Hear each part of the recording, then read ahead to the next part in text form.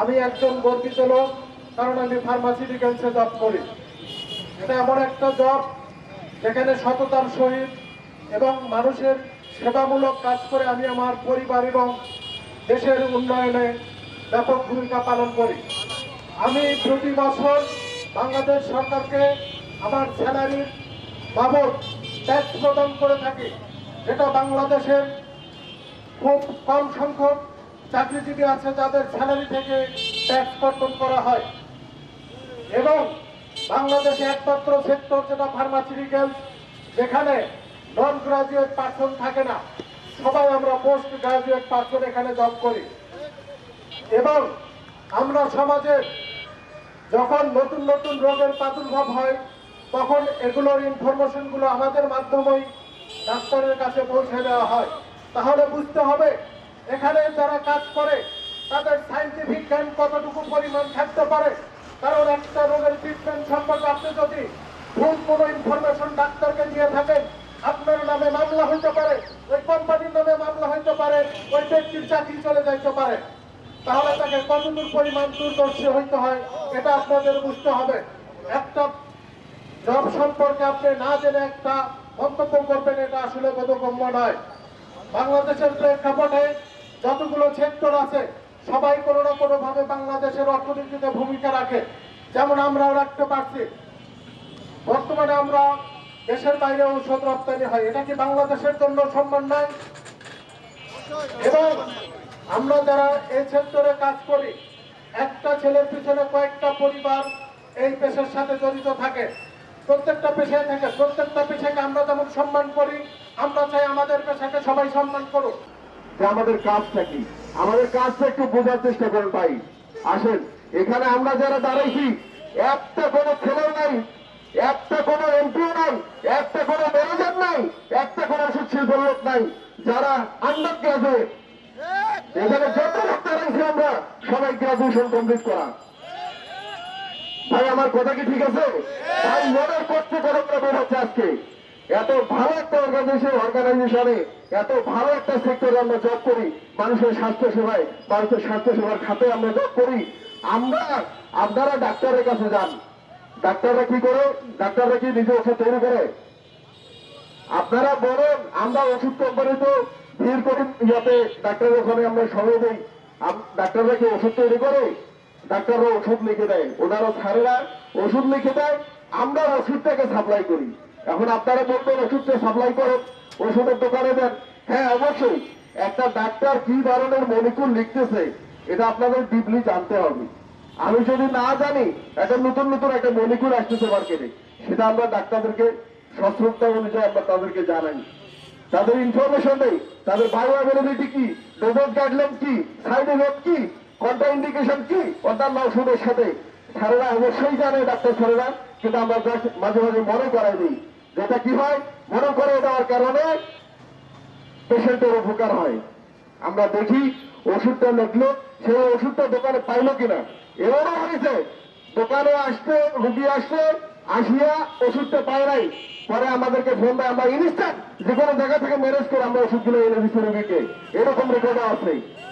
আমরা যদি স্বাস্থ্য সেবায় প্রত্যেকটা মানুষের সাথে এভাবে যদি আমরা একদম কানেক্টেড থেকে তাদেরকে হেলথ কেয়ার সাইটটাতে যদি আমরা আমাদের সময়টাকে ইনভেস্ট করি, তাহলে কেন আপনারা আমাদেরকে সম্মান দেবেন না? যে আমাদের কাজটা কি, আমাদের কাজটা একটু বোঝার চেষ্টা করেন ভাই।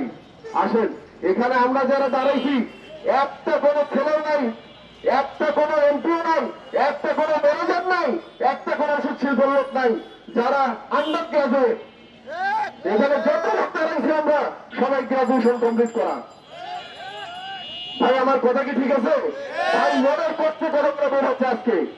এত ভালো একটা অর্গানাইজেশনে এত ভালো একটা সেক্টরে আমরা জব করি, মানুষের স্বাস্থ্য সেবায়, মানুষের স্বাস্থ্য সেবার খাতে আমরা জব করি। আপনারা ডাক্তারের কাছে যান, ডাক্তাররা কি করে? ডাক্তাররা কি নিজে ওষুধ তৈরি করে?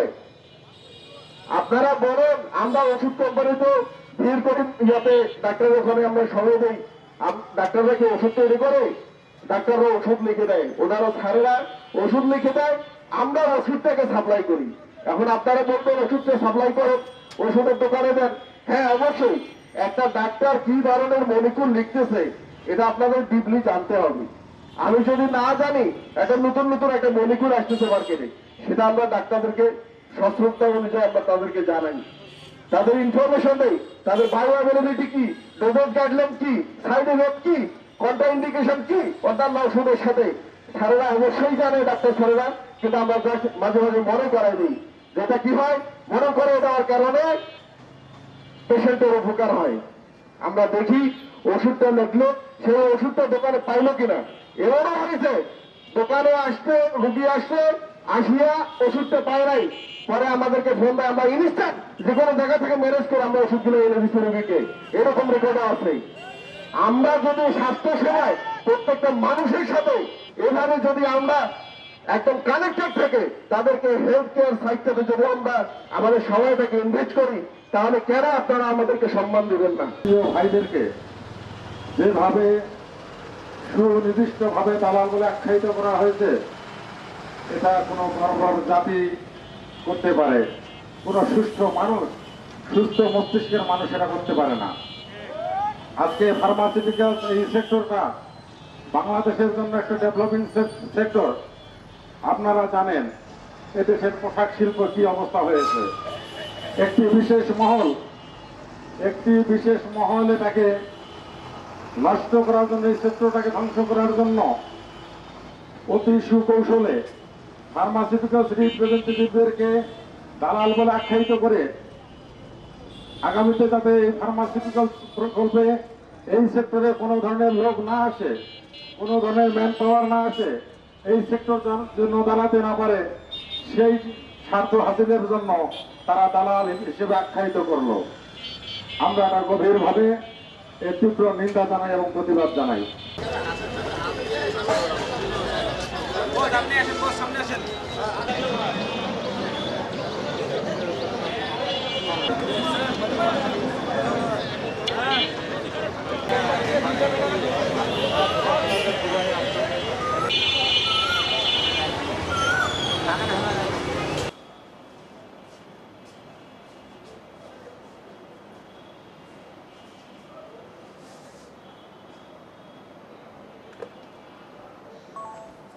পরিবেশে ব্যাঘাত বা সৃষ্টি না হয় তার লক্ষ্যে আমাদের এর আমি তীব্র নিন্দা ও প্রতিবাদ জানাচ্ছি।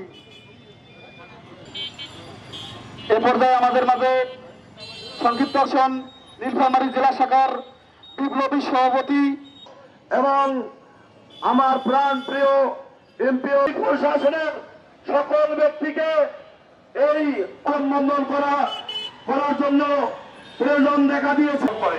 আমরা প্রতিনিয়ত একজন ব্যক্তি প্রাথমিক চিকিৎসা দিয়ে থাকি, আমাদের মতো গুরুত্বপূর্ণ ব্যক্তি কাজ করা হয়েছে এবং গালি দেওয়া হয়েছে, আমরা নাকি দাঁড়া চলে সেই ম্যাজিস্ট্রেটের ইচ্ছাকৃত ভুল নাকি সেটা আমি জানি না। সেখানে আমাদের ম্যাজিস্ট্রেট রিপ্রেজেন্টেটিভদেরকে অনৈতিকভাবে আটক করে এর আমি তীব্র নিন্দা ও প্রতিবাদ জানাই। একজন দালাল এবং একজন উচ্চ শিক্ষিতর মধ্যে যিনি পার্থক্য বোঝে না, তার বিষয় নিয়ে আমার অনেক প্রশ্ন রয়েছে।